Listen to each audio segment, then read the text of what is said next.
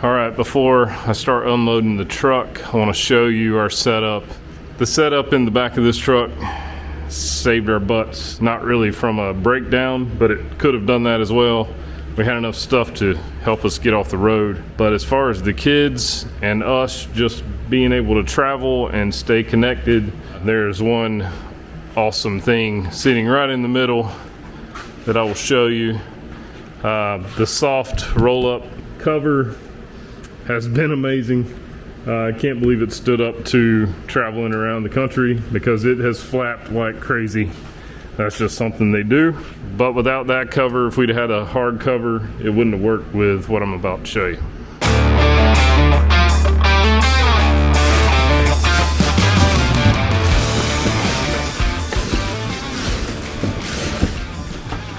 So as you can see, we've got a ton of stuff in here, but that baby right there has been amazing. We've had Starlink probably 3.5 years at our house. I literally changed from the residential mode. I went online and purchased the Roam plan, $150.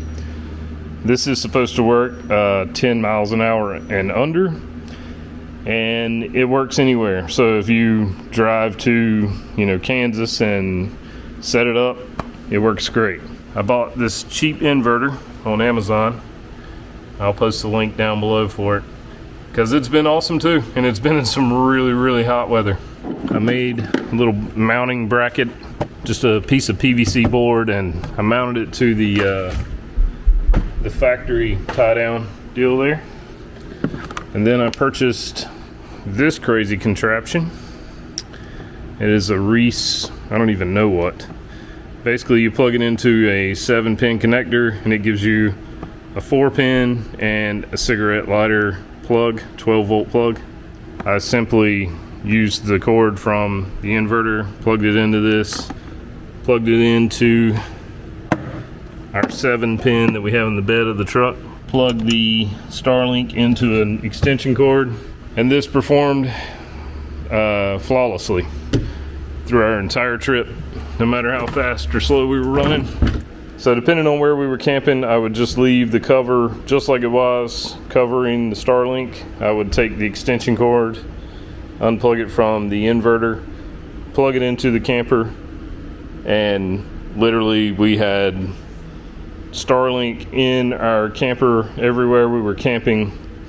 The next morning when we were getting ready to move again, I would unplug it from the camper, plug it back in the inverter, and plug this adapter back into the 7-pin connector, and we were good for the road.